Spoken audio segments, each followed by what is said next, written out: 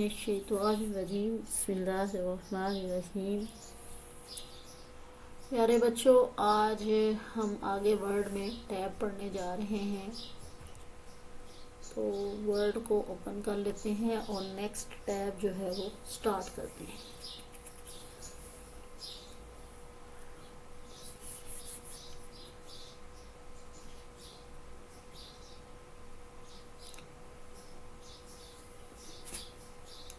System थोड़ा slow चल रहा है बट इट्स ओके।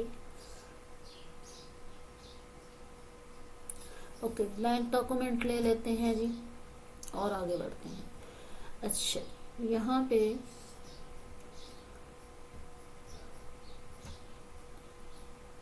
जी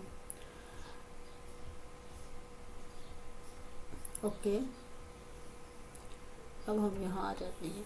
चलिए आगे हम बढ़ने से पहले मैं थोड़ा सा पिक्चर ये फ़ॉन्ट साइज बड़ा कर लूँ ताकि आपको इजी नज़र आ सके। इंसर्ट टैब हो गया, डिज़ाइन टैब हो गया। आज हम बढ़ रहे हैं लेआउट टैब की तरफ।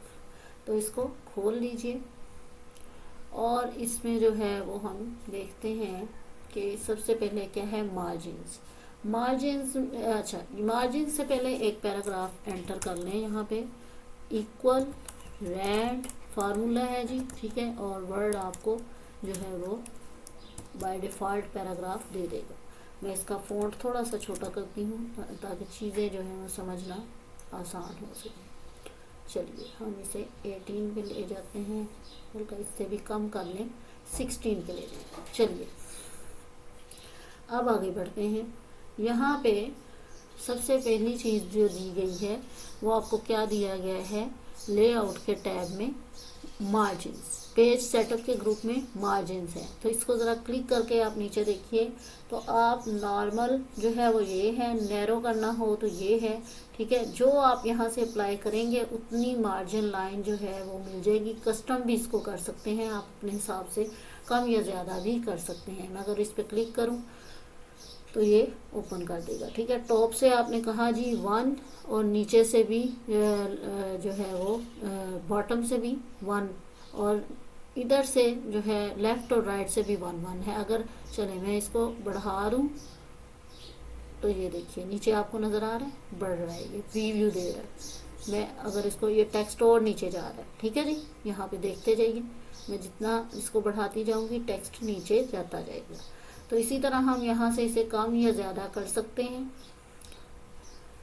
इसी तरह हम जो है बाकी, जैसे मैं लेफ्ट से अगर बढ़ाना शुरू करूँ तो आप देखिएगा ये मूव करना शुरू करेगा। ये देखिए टेक्स्ट लेफ्ट साइड से हट रहा है, ये देखिए, ठीक है जी।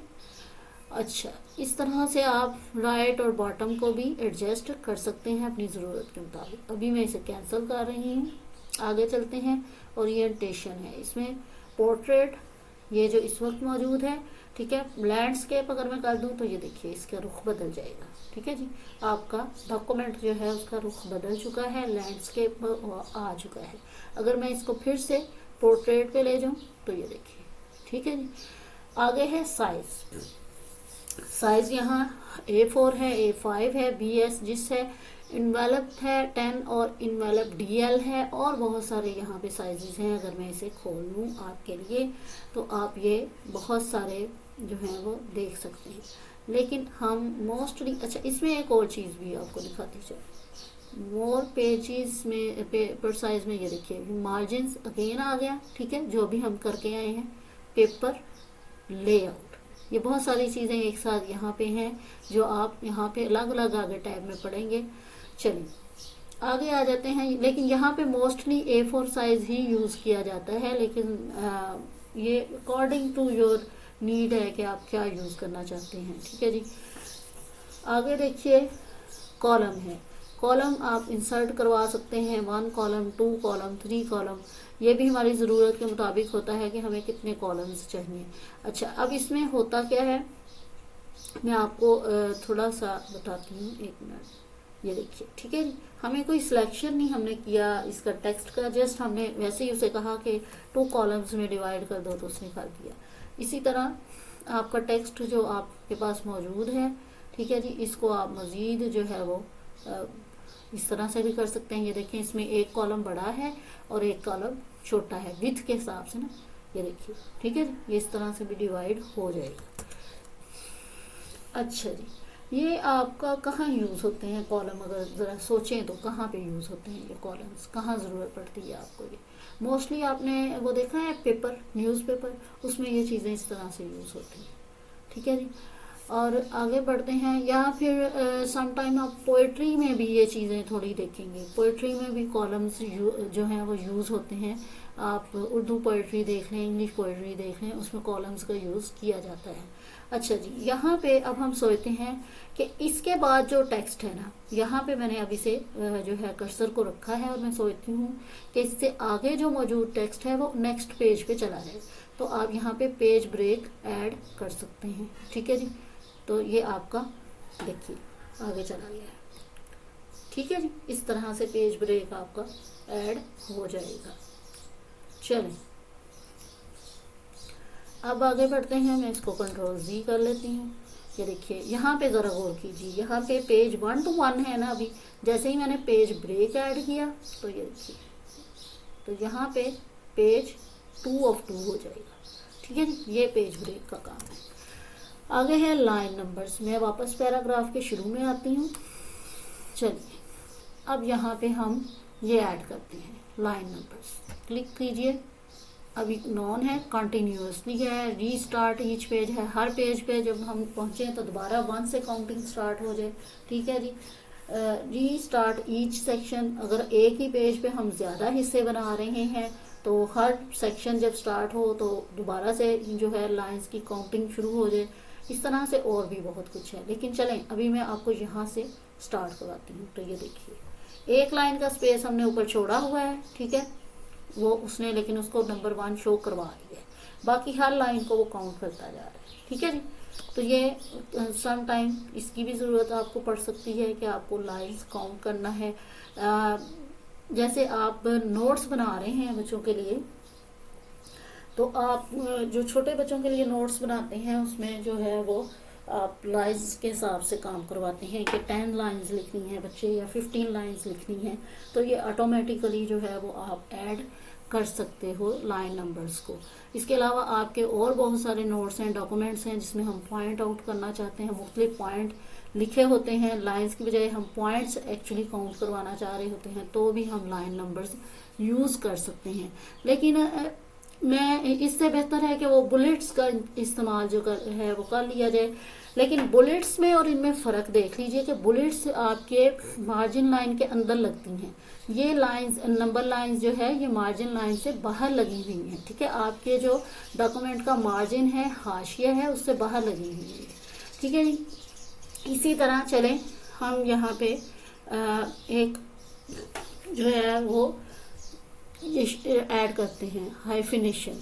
हाइफिनेशन ऐड करने के लिए चलिए मैं थोड़ा सा यहाँ पे स्पेस देके, ये वर्ड आपको यहाँ देखिए कोऑर्डिनेटेड का लफ्ज़ जो है थोड़ा बड़ा है, तो मैं थोड़ी सा स्पेस ज़रा बढ़ा के इसे आगे ले जाने की कोशिश करती हूँ। सपोज आपका कोई वर्ड ऐसा है जो जिसके स्पेलिंग ज़्यादा है और लाइन आपके पास ख़त्म हो गई, ठीक है जी, तो ऑटोमेटिकली वर्ड करता क्या है वो अगली पे लाइन पे ले जाता है, ठीक है ना, ऐसे वर्ड को। चलें, लेकिन हम ये नहीं चाहते। हम चाहते हैं कि क्या ऐड हो जाए यहाँ पे, जैसे ही मैं यहाँ पहुँचूँ तो ये चीज़ ऐड हो जानी चाहिए। तो ये कैसे ऐड हो जाएगी करके देख लेते हैं। चलिए मैं ऑटोमेटिक को ऐड करती हूँ। आप इसको आगे लेके जाइए, देखिए जितना लफ्ज़ ऊपर आ सकता था आ गया, ठीक है। जो ज़्यादा था उसने अगली लाइन पे उसे हाइफिनेशन साइन के साथ अगली लाइन पे उसे कर दिया, ठीक है जी। तो इस तरह से आपका जो है वो स्पेस भी यूज़ हो जाती है और स्पेलिंग मिस्टेक भी जो है वो शो नहीं होती, ठीक है जी। इस तरह से हम इसका हाइफिनेशन का इस्तेमाल जो है वो डॉक्यूमेंट में करते हैं। चलिए मैं वापस आती हूँ। यहाँ पे देखिए इंडेंट है, ये आपका मार्जिन लाइन से जो है वो लेफ्ट साइड पे मूव करना शुरू करेगा टेक्स्ट। देखिएगा मैं इसको करवाती हूँ यहाँ पे, देखिए, ठीक है जी। उसके बाद अगर आप इसको कंट्रोल Z करीजिए अगेन, ये कर्सर वहाँ पे जहाँ पे था वहाँ से इसने मूव करना शुरू किया। चलिए मैं इसको वापस यहाँ ले आती हूँ शुरू में। तो अब मैं इसको राइट साइड पे करवाती हूँ। ये देखिए राइट साइड से जगह छोड़ना शुरू कर दी है टेक्स्ट ने। ठीक है जी। इसी तरह आप पैराग्राफ जो है उससे पहले कोई जगह छोड़ना चाहते हैं तो ये देखिए, ठीक है। और अगर आप पैराग्राफ के बाद जगह छोड़ना चाहते हैं तो ये देखिए, इसको भी बढ़ा सकते हैं। ठीक है, हर पैराग्राफ के बाद इतनी जगह जी वो छोड़ दे तो वो इतनी जगह छोड़ने के बाद अगला पैराग्राफ शुरू करेगा। इसको आप रीसेट अपनी मर्जी और ज़रूरत के मुताबिक कर सकते हैं। ठीक है, चलिए यहाँ पे अभी ऑप्शन जो है ऑटो लिखा हुआ है, यानी जैसे ही पैराग्राफ जो है वो नया शुरू करना हो तो उसके मुताबिक जो बाय डिफ़ॉल्ट स्पेस दी गई है वर्ड की तरफ से उतनी ही यूज़ करें, लेकिन आप बढ़ा घटा सकते हैं अपनी ज़रूरत के मुताबिक। अच्छा जी, अभी यहाँ पे जो है पिक्चर के लिए हम एक पिक्चर ऐड कर लेते हैं अगेन। चलिए यहाँ पे इंसर्ट में जाइए, पिक्चर, और पिक्चर में से आप कोई सी भी एक पिक्चर, चलिए ये लोगो फॉर यूट्यूब, ये इंसर्ट करवा लीजिए। ठीक है जी। अब इस पिक्चर को वही आपको फॉर्मेट का टैब मैंने A to Z पढ़ाया हुआ है। ठीक है जी, ये सारी चीज़ें आप लोगों ने की हुई हैं, आप लोग इसको यूज़ कर सकते हैं।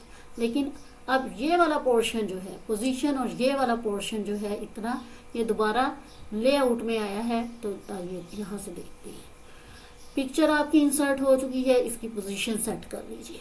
जहाँ आप इसे रखना चाहते हैं वहाँ आप इसे रख लीजिए। ठीक है जी, जहाँ आप इसे रखना चाहेंगे आप यहाँ से सिलेक्ट करके रख सकते हैं।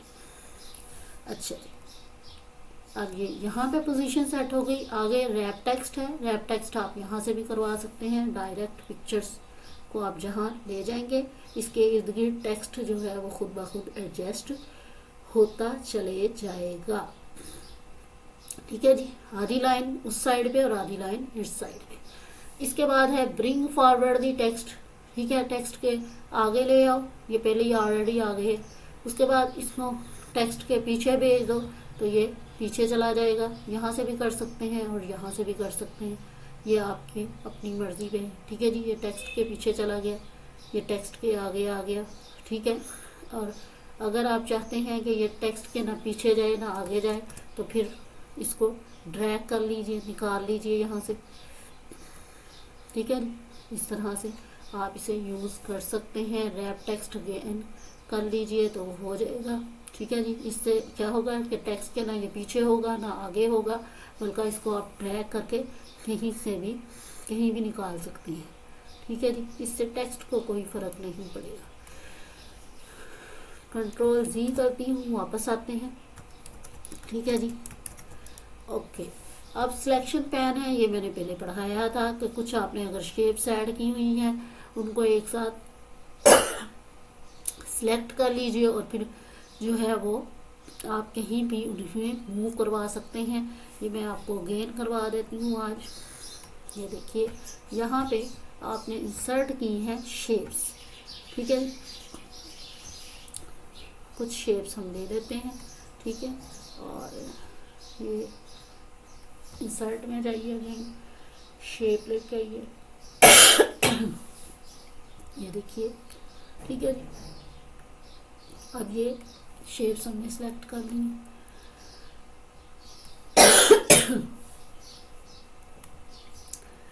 कंट्रोल के साथ इसको भी सिलेक्ट कर लीजिए, इनका ग्रुप बना लीजिए। अब आप इन्हें मूव करवा सकते हैं जहाँ चाहें।